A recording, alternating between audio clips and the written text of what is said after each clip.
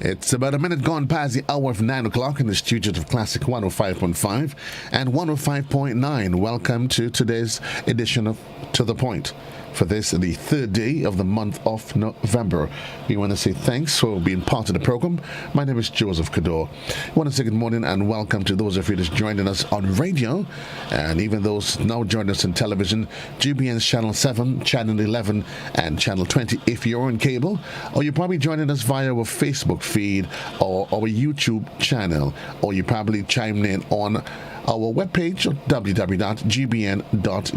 Indeed, it's a pleasure being here with you. My guest this morning, representing the Ministry of Health, is Dr.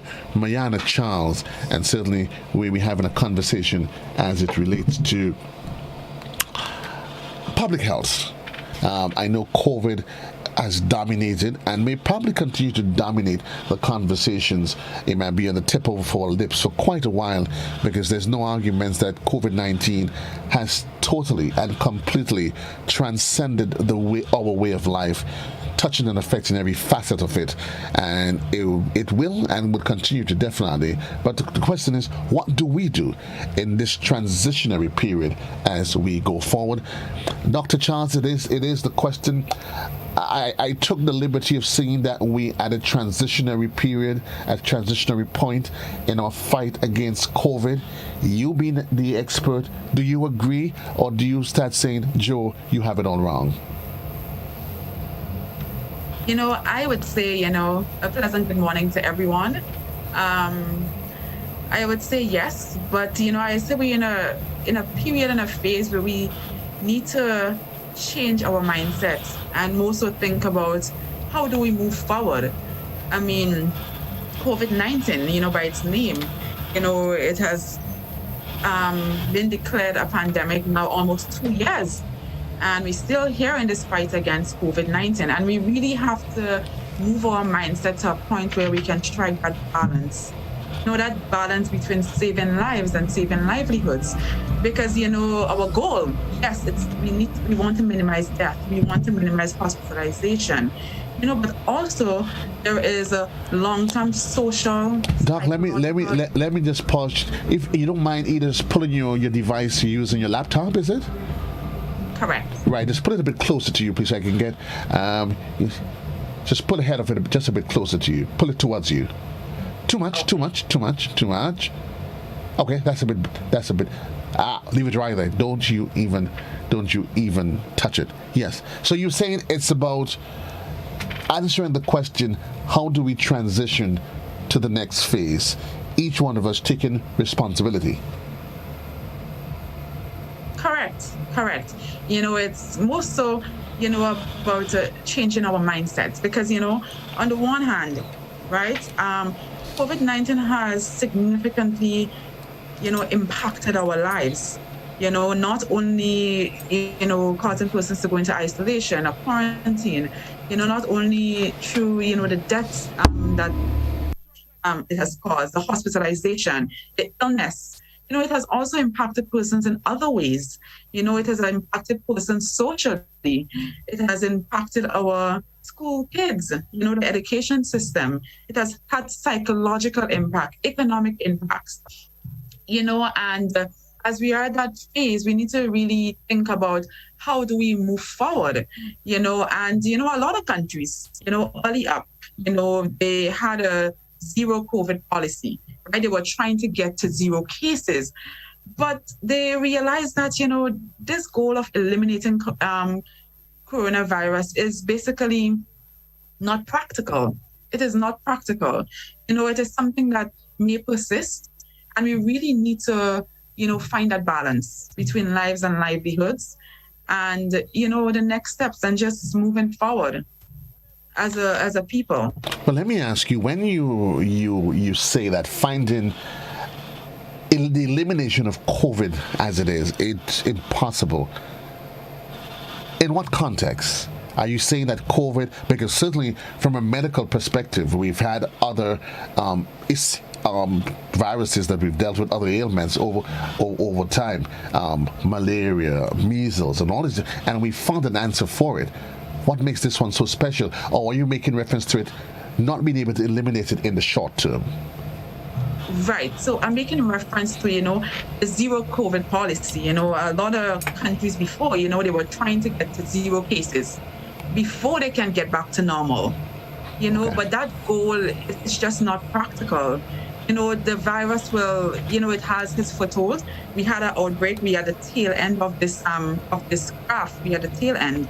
But at the same time, right, we're going to continue to have sporadic cases. We're going to continue to have sporadic cases popping up. And that, I believe, is not going to happen. But even before we get into how do we move forward, the Delta variant, it continues to be a thorn in our flesh, not necessarily here at home, but on the international front. What can you tell us as it relates to that? Yes, the Delta variant, I was looking at a study recently done, and that study evaluated more than 200,000, patients that had COVID-19. And what they found was, really, really impactful. It showed that Delta variant, increased hospitalization risk by 108%. ICU admission by 235%, and deaths by 133%. So basically, in conclusion, what they concluded is that the Delta variant, so far has been the most dangerous variant. And additionally, traditionally, the previous variants of COVID-19, of the virus that causes COVID-19, it really impacted our elderly. It's impacted our persons with underlying health conditions. But that Delta variant has impacted also, in addition to that population of persons, it has also impacted younger, healthier persons, right? So that Delta variant has by far been the most dangerous variant. But the good news that came out of that study is that vaccination, is working even against this Delta variant. And they concluded that the best protection remains vaccination. With that being said, how would you counter the argument that individuals would make as it relates to, let's say you look at places, the UK, that has quite a large hyper vaccination percentage, but yet you've seen they continue to struggle with increase in numbers. You have Israel, 90 plus in terms of vaccination percentage, but yet they also have their own internal crisis with increasing numbers. How do you allay people's fear in the midst of all of this? I'm happy you say that, and you're absolutely right. Some of these countries are facing right now an outbreak with the Delta variant, right? They were impacted by previous variants and would have had successive waves. And Israel, for instance, do very high vaccination rates. But what we must recognize, though the case numbers are rising, right, the hospitalizations, the deaths, and the severe illness are declining. Right? It has been on the decline. And that is what vaccination promises. Vaccination, yes, it reduces transmission. Right? Yes, if you're infected, you have a shorter duration of illness. But significantly, it does not overburden our healthcare system. It reduces that severe illness. It reduces hospitalization. And most importantly, it reduces deaths. So I really want us, to focus on that, hospitalization, deaths, and severe illness, and try to move away from case numbers. I'm agreeing with you on once, and I'm trying to agree with you, but I can see the average people saying, and then again, that's what drives the vaccination hesitancy issues. Yesterday, though, in the special sitting of the House of Representatives, Parliamentary Representative of St. Patrick West, Anthony Bolson, he made a reference to the vaccination hesitancy, and he aligned it to specific demographics of individuals. Do you share that? He made reference to it being much higher in the rural areas. From the ministry's perspective, is that your finding? Yes, that has been our finding here. the hesitancy is greater, in the rural areas, and there are, a number of factors that can contribute to that. We see that the vaccine confidence and the uptake has been the highest in St. George's, for instance, and these are the areas, but lowest in the rural areas. Why is that so, though? I mean, one factor I think that plays a significant role, education, right? And also education on the one hand, but being able to really separate that misinformation from that factual information, because social media, a lot of persons go to social media for information, and a lot of the times when you're on these sites, they are not credible sites. You're not getting information from credible sources, and it can be misleading. A lot of misinformation is spread. But I do think, that misinformation has a part to play with it, and education as well. I mean, you start thinking about it, and it makes you wonder whether or not besides COVID, we have an issue on our hand as it comes to the disparities in education levels in the city, in St. George, and education level. Is it hinting in any way that maybe there's an issue there that the Ministry of Education need to address or is it what's happening? Or is it you find that more people are leaving the rural areas, migrating to the town, and the persons that's there? What do you think at the end of the day? Because ultimately, if we need to address the problem, then we need to find a mechanism that works. Because so far, it hasn't been working. And I would say, it comes back to, our culture. What we did find as well, when we did the pop-up clinics or so, and we went into the rural areas, they wanted that one-on-one. They wanted persons to talk to them personally, address their concerns personally. Right. So it's, it also boils down to that kind of interaction as well in those communities. But I mean, you can say that there are a lot of persons in the rural areas. Yes, they have migrated to town as it relates to the disparity in the levels of education in both areas. I wouldn't make that conclusion necessarily. Well, I wouldn't, because I think other factors play in there as well. But I understand why, you can draw such an inference, but I wouldn't necessarily. But I'm drawing it out of a point, a position of concern. And it would seem, because if we're saying that it's the same information that we all exposed to, and if you're saying that persons in the rural areas, they are processing, they are assimilating that information quite differently, that it's creating an impact on how we go forward, then certainly as part of that equation, something specific must be designed to address that concern from the Ministry of Health. Or else we would never ever be able to win the battle against COVID.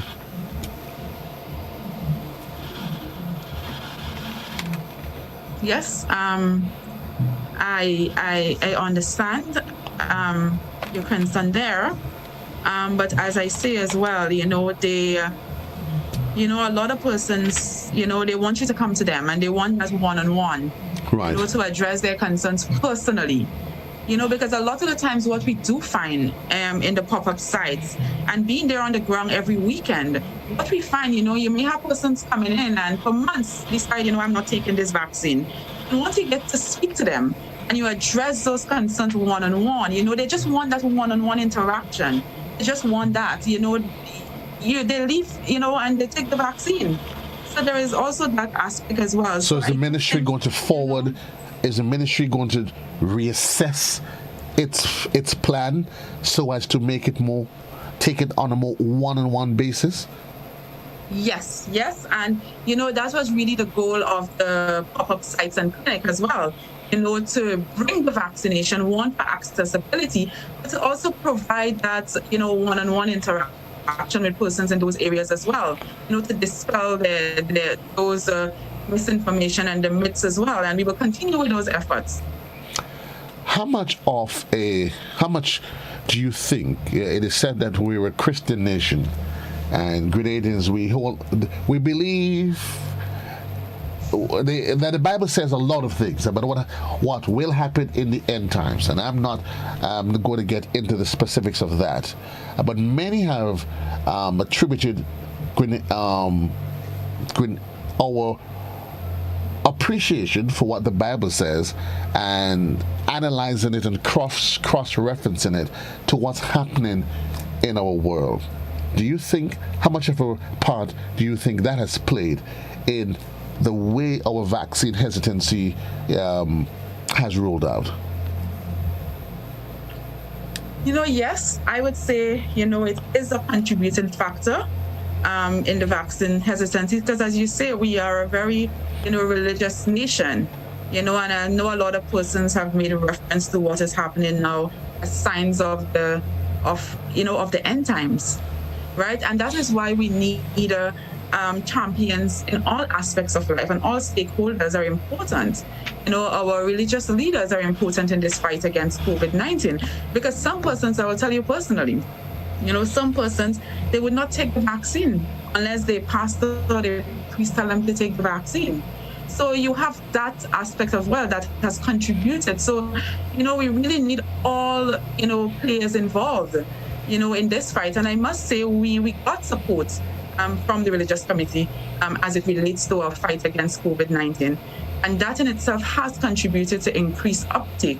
And also, there are, certain countries, that was some of the strategy, in some of the highly religious areas, when it comes to COVID-19 uptake. Because a lot of the times, you can provide a message to someone.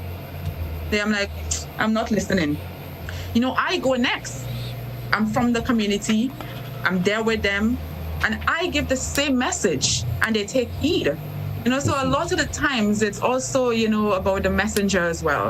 And it is really important to have, all stakeholders involved. And religion is an important aspect of it. Well, I'm happy that you've mentioned that, because some have even argued initially that the problem was not the message, but was the messengers that were used to communicate with the general public. That being said, I'm hoping that we've turned the corner on that. We're keeping our eyes on the clock. It is 19 minutes gone past the hour of 9.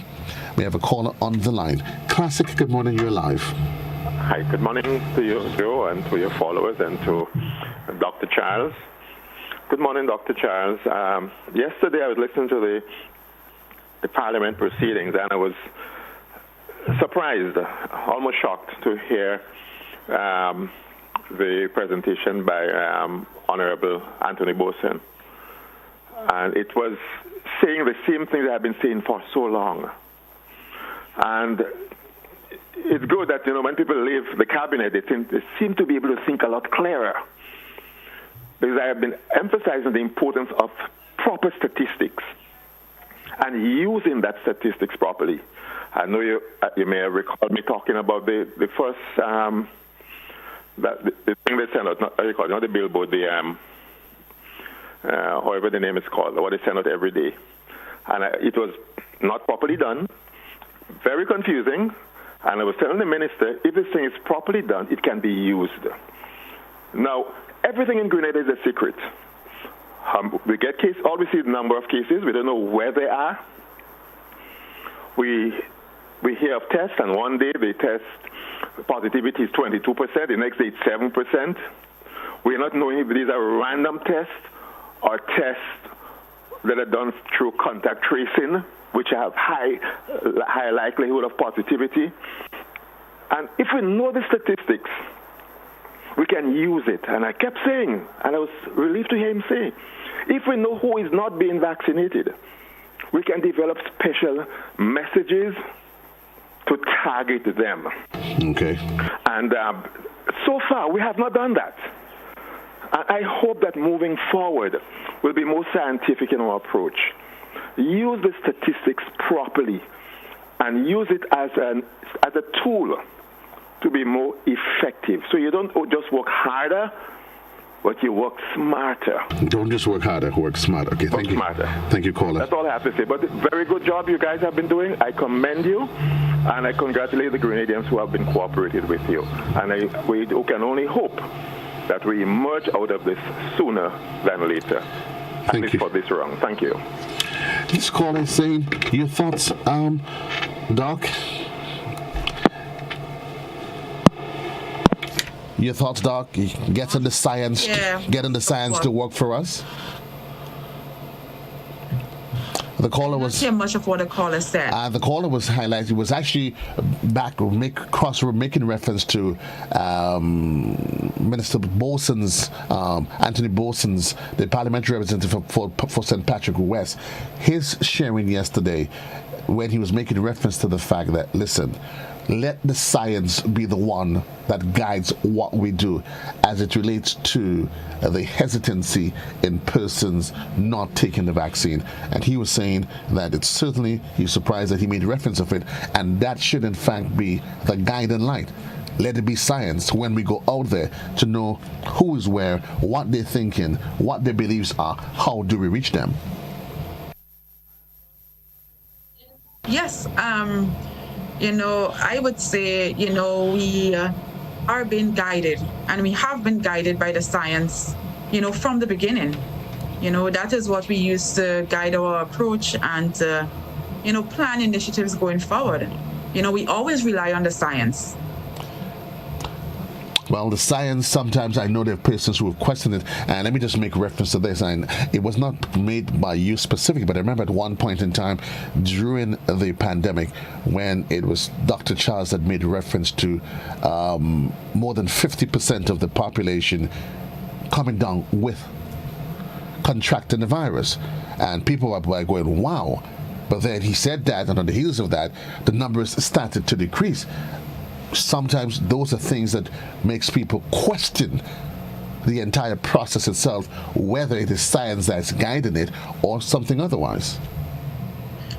Yes, the science is guiding, but I think in reference to that, you must appreciate that, you would not capture everyone during an outbreak, that has become exposed to a disease. You wouldn't capture everyone. No, but we also have to look at the transmissibility factor, right? The potential of that strain to be transferred from one person to another, and the multiplication factor. So if we are saying, for instance, just hypothetically, we are saying, okay, we have 5,000 cases on island. We have had 5,000 confirmed cases during this outbreak. And we know that multiplication factor, that transmissibility is 10. If we want to multiply by 10, we will get a rough estimate of 50,000, right? And these are hypothetical numbers, right? So sometimes, I'm not sure, but I think that's, is probably what he made reference to, that rough estimate.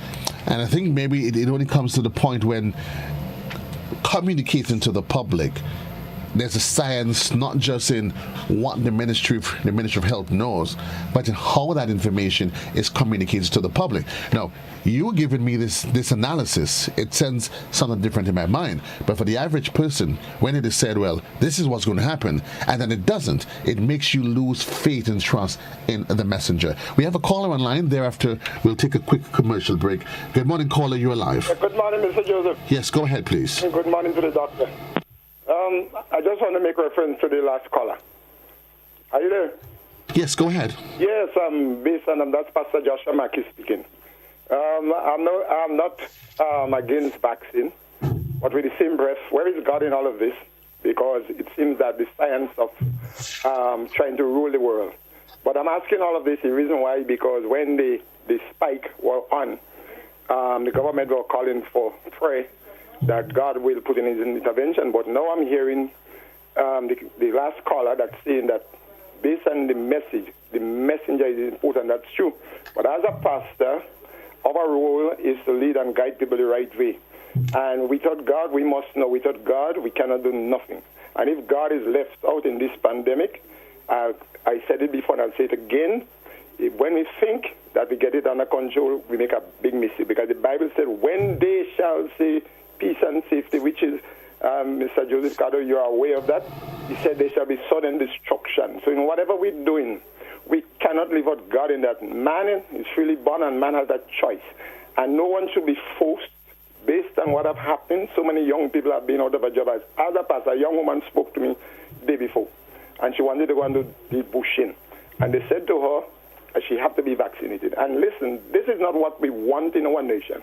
If we're talking about building, we have to do it the right way. People have a choice, and let them make the choice whether they want to or not. If we are thinking about people, the welfare, the well-being, person has children to go to school, to feed, and just because they don't want to take the vaccine because of the religious belief or because of the health condition, they will have to stay on the poverty line. And listen, the church, we are calling on the church basically to take up the slack. We have to come together to see how we could cushion these people that say no to the vaccine. That's why the last caller said, based on the messenger, that's why the church pastors have been used to say take the vaccine.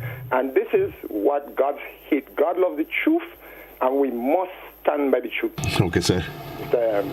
Thank you very much.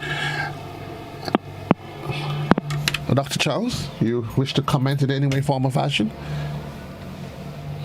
I think from the callers, I am only able to hear you, but I'm not able to hear anything. You're not hearing my callers?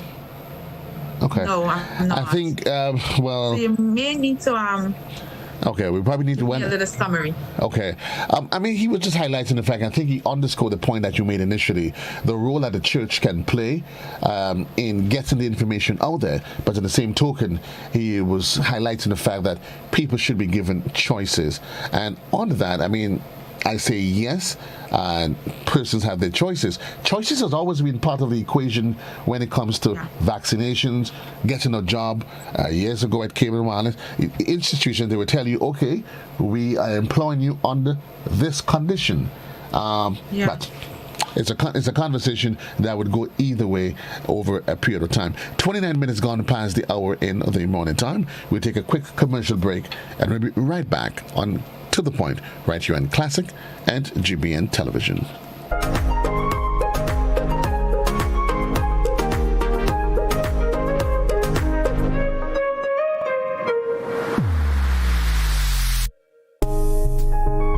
GBN Television News at 7, a pulse on all things Grenadian. Look out for our new features through expanded synergies with our media partners in Barbados, St. Lucia, Jamaica, Trinidad, and beyond. Capturing the latest in news, sports, weather, and entertainment. Credible, informative. Thank you for making us number one.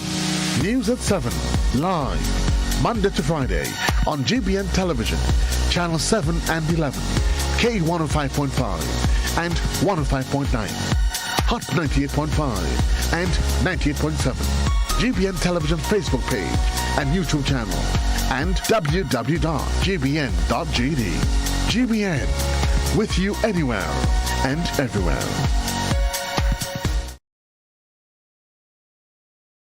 COVID-19 is an infectious disease caused by a new coronavirus introduced to humans for the first time. It is spread from person to person, mainly through the droplets produced when an infected person speaks, coughs, or sneezes. These droplets can land in the mouths or noses of people who are nearby. These droplets are too heavy to travel far in the air. They only travel approximately 1 meter and quickly settle on surfaces. This is the reason person-to-person spread is happening mainly between close contacts. The exact time that the virus can survive on surfaces is not yet known.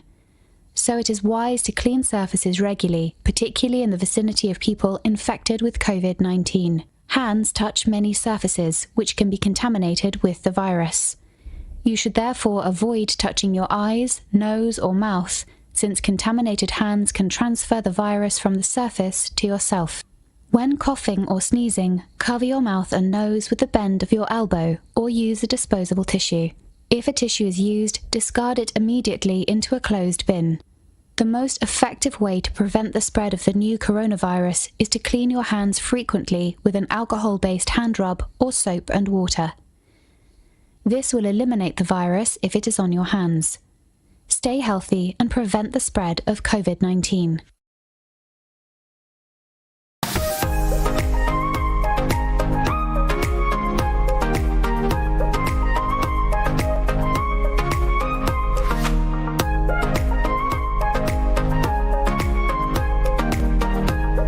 About change of attitude, and that has to be a critical component to how we address COVID in the context of dealing with the effects it has had on us economically, socially, and otherwise. How important, much of concern is that? How important a role is the ministry taking that element of it as we go forward?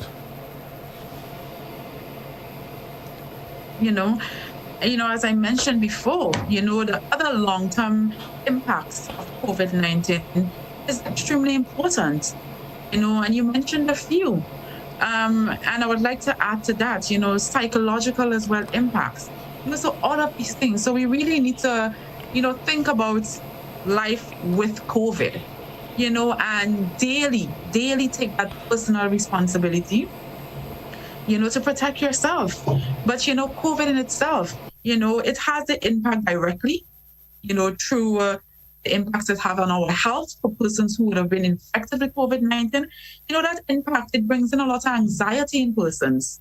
Having to quarantine or isolate for 10 to 14 days for most persons, just by yourself.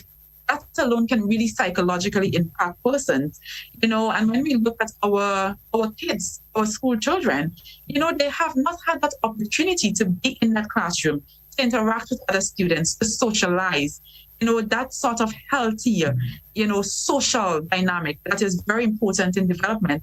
They have not had that opportunity. So apart from the direct impacts it has on our health, it has a lot of other impacts, and we are taking that, considerable. We are taking that into consideration. And that's why we really have to balance, saving lives and saving livelihoods. We really have to balance that. And, I really want to encourage persons, to continue to take heed, continue to keep your guard up, continue to take caution, against COVID-19. Continue those public health measures that we preached time and time again. And for the persons that are not yet vaccinated, I want to encourage you, to get vaccinated, to protect yourself, from COVID-19 as well. And, I want to encourage the people as well to stay healthy. Staying healthy is extremely important. It requires a lot of work, but we need to, have that as our mantra, as our lifestyle choice, start making smart and healthier lifestyle choices. So I just want to, encourage persons, in that direction. 435-2041, that's the number on the inside. But what assurance can you give me in terms of policy perspective that the ministry, yes, you say that you are concerned, because we can easily see this as we go into, let's say, 5 years down the line, that while, yes, we're living with COVID, but we may just have a generation to come, given the impact it has had on education on our young people, the education of our seniors. 5-10 years, we may have a generation that is not ready, has not recovered from the mental strain of COVID and what it has done to us. And that in itself can affect the working population, address and affect the issue of productivity. Any policies we can see coming from the Ministry of Health, so as to address those concerns? Well, I cannot speak to any policies at this current stage, but you would find that we are making some changes, in terms of the restrictions, and so there may be some changes ahead with that into consideration. I'm taking that into consideration. I have a caller. All of those factors. I have a caller on the line. Good morning, caller. You are live. Good morning, JC, to you and your guests. I'm wondering whether the doctor can speak as to the level of hesitancy in the medical fraternity. And the next thing is, I don't know why, but it always seems that when people exercise the right to refuse to be vaccinated, that the proponents of vaccination treat them as though they're ignorant, they're listening to fake news. I don't understand this, because when you go to the scripture, if you may the scripture says in the last days that knowledge shall increase. So knowledge will increase only for those people the proponents of vaccination, but increases for those who are anti-vaccination also. And finally, I want to speak personally. Just about 2 months ago, I got a call from one of my brothers in the U.S., and he schooled me, and he tried to urge me to take the vaccine, because I told him I hadn't taken the vaccine. And I'll be honest with you, from that conversation, I started to think seriously about getting vaccinated. That was a Saturday morning. By the middle of the following week, I got up 2 o'clock in the morning, 2 o'clock. That is not a normal time for me to get up and put on the TV. But when I put on the TV, I was listening to a doctor from Israel.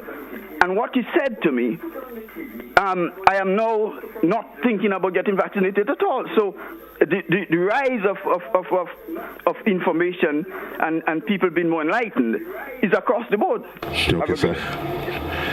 Thank you very much. Dr. Charles? Sorry, I'm still not hearing the callers. Can you just, I'm not sure why. Well, he was highlighting the fact that, listen, that the issue of information, it lies on both sides of the fence. And he was saying that for some, there's a growing sense that persons who might be anti-vax, that there seems to be a sense of discrimination, that Grenada seems to be coming down now to either you're vaccinated, unvaccinated, and if you choose not to be vaccinated, then a different feeling or treatment is meted out to you. I would say persons have a choice.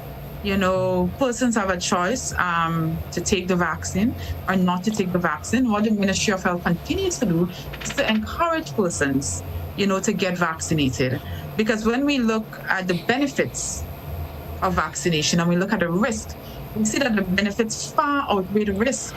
And vaccination, is a really important tool to fight this pandemic, extremely important tool. So we continue to strongly encourage persons to get vaccinated. And, for the persons who made that choice, not to get vaccinated, right? You also making the choice as well that, if you become infected with COVID, you're at risk possibly of getting severely ill.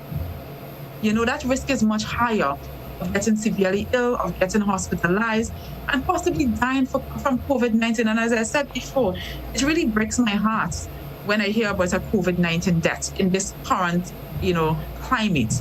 In an era when we have something that significantly reduces the risk of death and severe illness and hospitalization from COVID-19. It really breaks my heart, when I hear about a COVID-19 death in Grenada. So again, we continue to encourage persons to get vaccinated.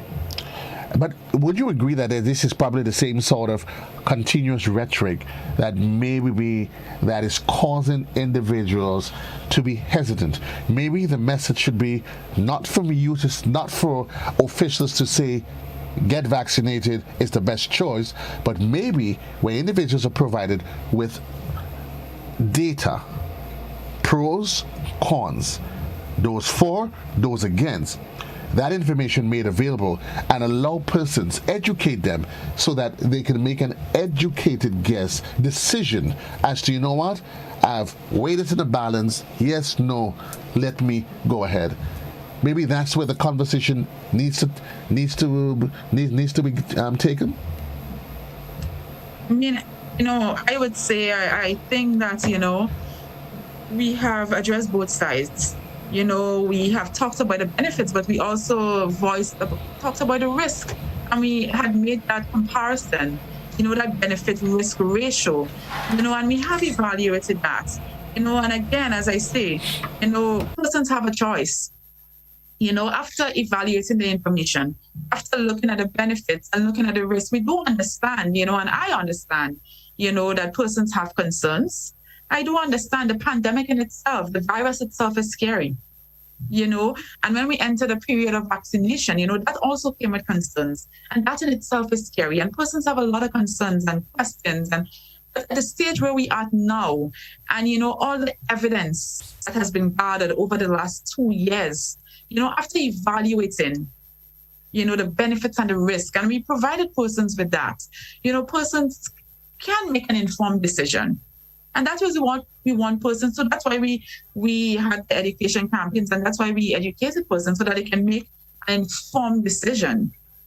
Well, making informed decisions, yes, there has been information coming from the ministry. I think, yet again, the question probably has to determine maybe how that information is being received. Maybe that has to be considered. We're moving along because we can always banter. We can go back and forth on it. The issue of boosters, Doc, is coming into the fray. Locally, we have, Pfizer and AstraZeneca. And persons are saying, listen, you asked me to take 1 shot, 2 shots, I've taken it. Why do I need a booster? But before you comment on that, we have a caller on the line. Good morning, caller. You are live. Good morning. Yes, go ahead, please. Yes, the comment that was made by the gentleman, the last caller, is very pertinent. Because we seem to forget that we have God, and as we referenced in one of the previous callers, reference to the request that we pray. If we request that we pray, we seem to believe that God can do something. But then we revert back to, if you don't, that. If you don't, that. We forget if God exists.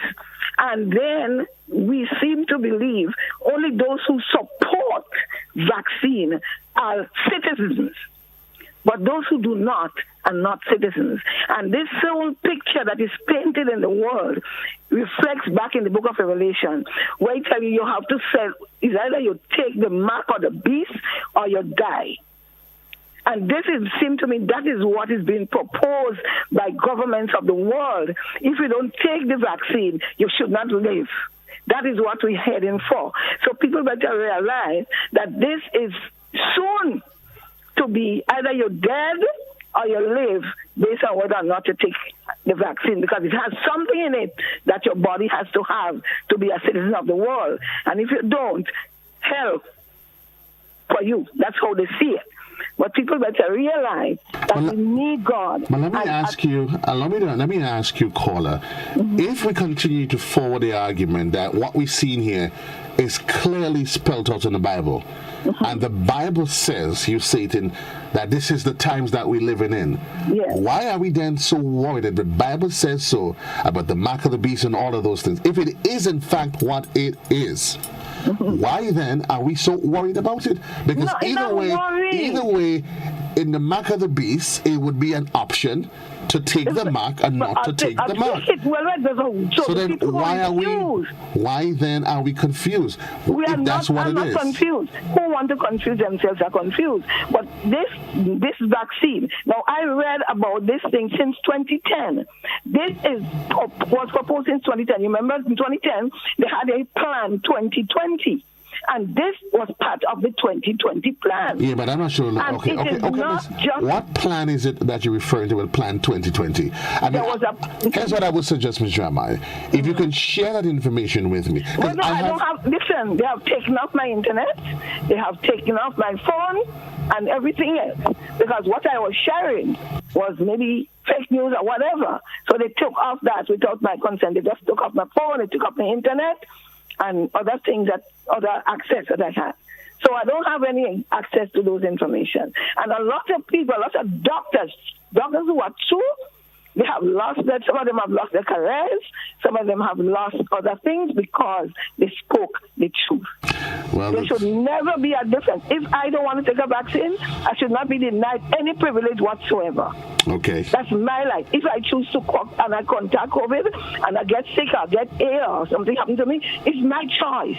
It's your choice. But we should never be a second-class citizen or not a citizen because we refuse to take a vaccine. This vaccine is said to have this mRNA and it changes your DNA. I read about these things. So people get to know if you take it. Well, here's what I would suggest, caller, that if you have information that is from a credible source. I don't have it. Well, maybe.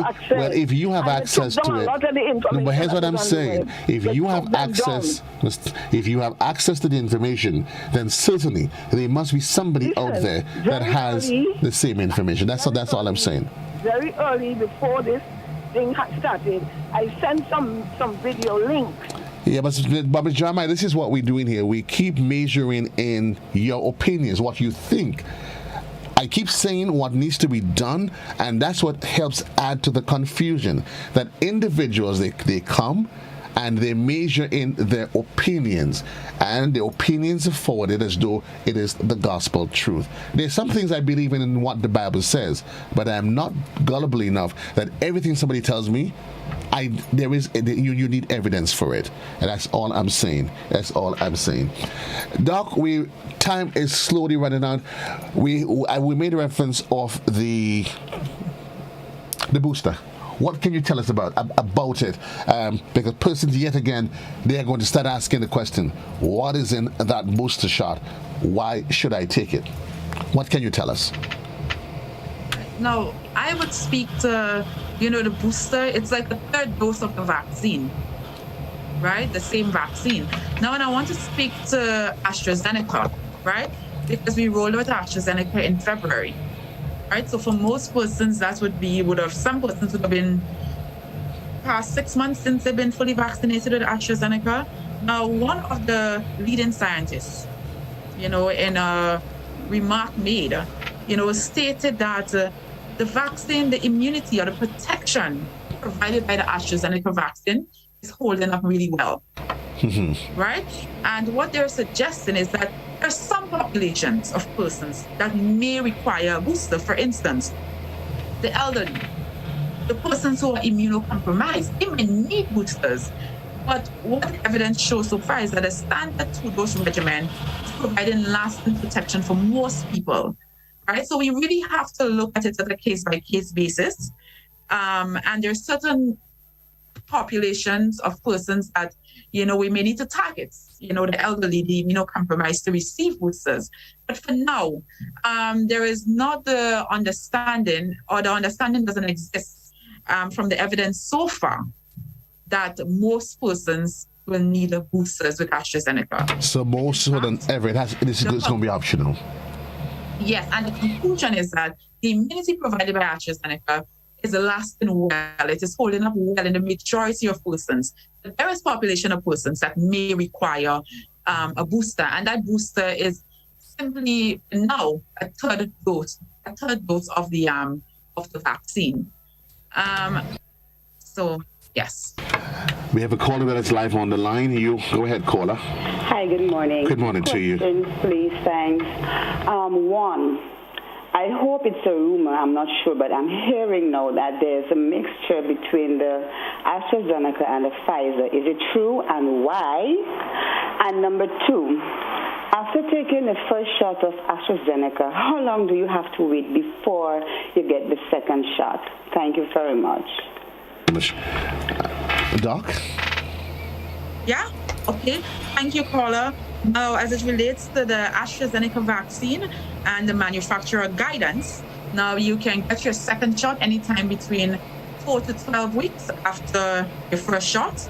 Now, as it relates to mixing the Pfizer or mRNA vaccine with a viral vector vaccine like AstraZeneca or others, the evidence suggests that it is safe, so there is no harm in mixing. And the protection provided by it is just as good. And in some cases, some studies have shown that it may be even better. So I just want to relay the message, based on the evidence so far, it is safe to do so, and the level of protection that you gain is just as good. Thank you for your response. So, Doc, as it relates to the booster shots, because you're saying it is based on underlying conditions, whatever the case might be, it's not mandatory in terms of persons that have already taken their first 2 shots.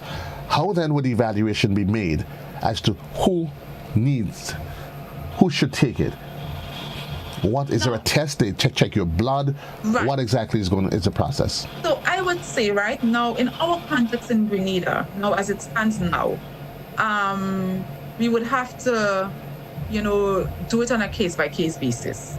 And some of the populations that we know that don't build a great immunity to vaccination is persons who are immunocompromised, because in essence, they naturally have a weaker immune system.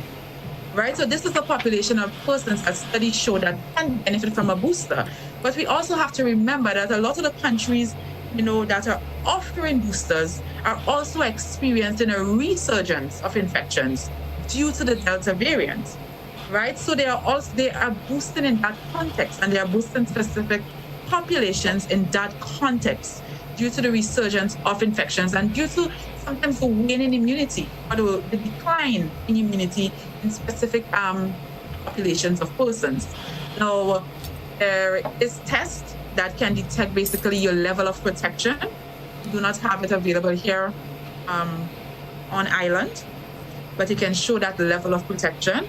And in some instances, that may be a factor in giving a booster, right? But certain subsets of certain population of persons, boosters are recommended, right? And there are evidence that support that, right? Specifically in our immunocompromised population and in the elderly.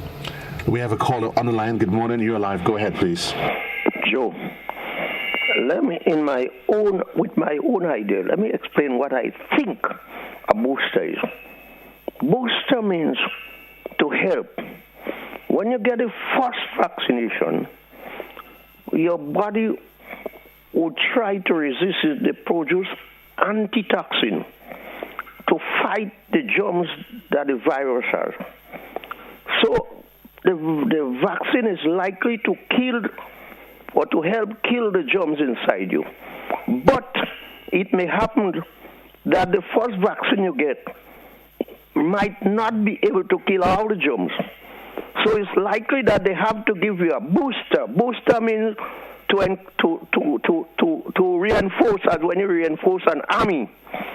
So now you get the booster shot. This booster is likely to further kill the remaining germs that perhaps half dead or 3/4 dead. And then you are likely to get well. So that is what my general idea of a booster. Okay. And this is what it is. It's not that I believe. This is what it is. This I would explain in your talk. Yeah, but hold on. There we go. You started off by saying you think, and then you saying you know. And that's the things we try to avoid. I didn't want to say I know, You see, you cannot be expressing your opinions and then try to tout your opinions as though it is the truth.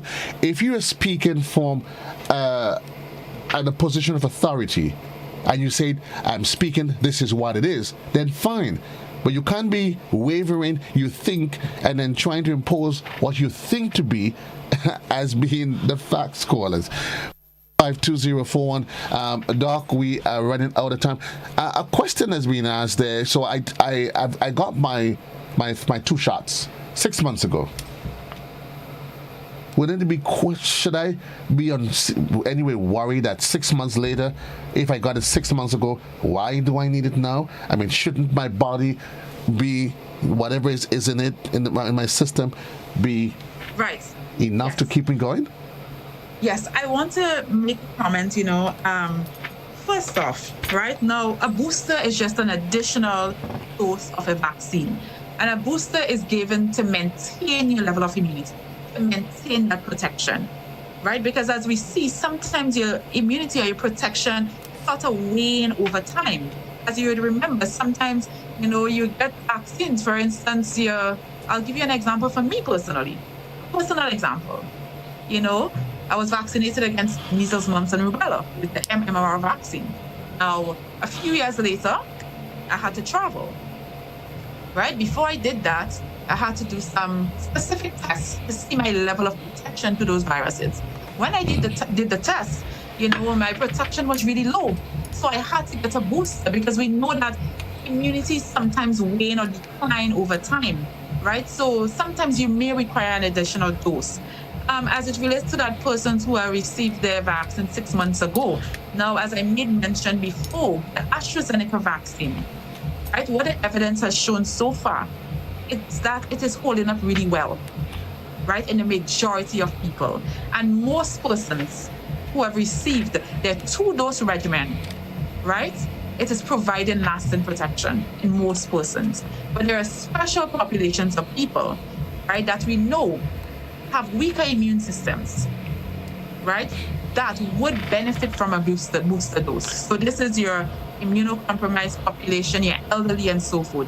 They may benefit from a booster dose. The protection provided thus far, it is holding up really well. This may probably be our final question before we wrap, though. So the booster helps. It's an additional third shot. The vaccine as it is there an estimated period that is expected to offer you immunity? Each one of them. So for AstraZeneca, Pfizer, I take it today. How long does it remain in my body? Because I understand you take tetanus injection, but they would ask you when they check your card, okay, you haven't taken one since 5 years ago, okay, you may need one. So what's the lifespan that these initial 2 shots is expected to last in your body? That would warrant me getting, and when do I get a third one? Right. Now the vaccine rollout, it hasn't been that long since the first person received their first dose of the AstraZeneca vaccine, right? And the studies that they have done in those persons so far from monitoring, it showed that the majority of persons who have received the AstraZeneca vaccine, the 2 doses to date, right, has really good immunity or really good protection to date. But these persons will continue to be monitored. So as it stands right now, I cannot give you time. But so far, they have really good immunity, and it shows that the immunity provided so far is holding up well, and it is, long lasting, right, for those persons. Now, as it relates to the Pfizer vaccine, now there are studies that were done that show that, immunity or protection can wane over time, right? Or for use of a better word, it can decline over time. Right. As with other vaccines, right?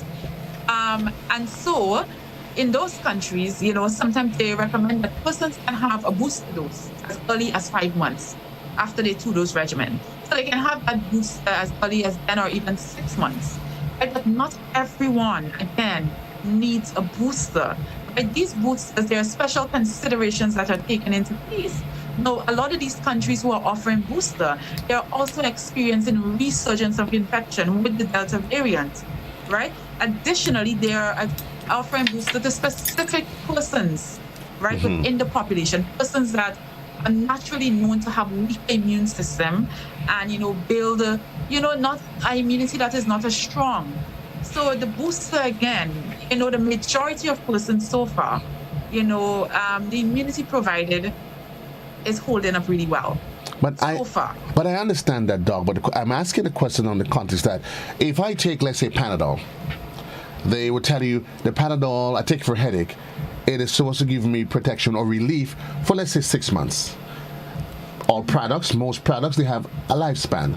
When it is manufactured, is there an estimated lifespan for those drugs? Because I'm guessing the sense of what you're saying to me is that they're giving it to you and they then making the evaluation based on how the recipients of these drugs, their body responds, not necessarily on the premise that it has been studied to say, okay, Pfizer, once taken, should give you immunity for, let's say, a period of 2.5 years. I'm not getting the sense that that's what it is. It seems to be quite the reverse. They seem to be just trying to work it as they go along. No, but that is how you would know, right? I mean, when you release medication or drugs on the market, persons are continually being monitored, as and you would appreciate that for things, sometimes some things that are reported initially, they constantly update it. So the persons who have received the vaccines, right, they are constantly being monitored, and the level of immunity is being monitored. So as it stands right now, and at this stage, we cannot tell you, okay, after receiving Pfizer, it would last 2 years. Okay. Because we simply do not know that as yet. Okay. But what we do know is that the people that would have been monitored thus far, the level of immunity or the level of protection provided by these vaccines they are good and they are holding up well. Well said, well said. It's 2 minutes gone past the hour of 10 o'clock. Doc, the hour has come and gone. Again, I want to say thank you for being part of the program. Thank you for being here and sharing your expertise. Folks, this is Journey's End for today, for To The Point. Dr. Charles, appreciate it as always. Hopefully, we'll meet again sometime somewhere across the rainbow, maybe next week. God alone knows. We'll see. You take care and keep safe. You too, and have a lovely day. All the best to you. For our listeners and our viewers, To The Point, this is as far as I can take you. I want to say thanks to all those that's been here with us, those our listeners and viewers, those on Facebook, Cynthia B, Alistair Warwood, Thomas, Peter Mitchell, everyone that's been part of the program. We say thanks until, yes, we continue to monitor and manage our situation as it relates to COVID-19. I want to encourage you to please be safe and do the best that you can in keeping yourself and your family protected in whatever way that is possible. Have a great one. JC loves you. The man GT comes in to take you through until 1 o'clock. Until then, so long, everybody. God bless.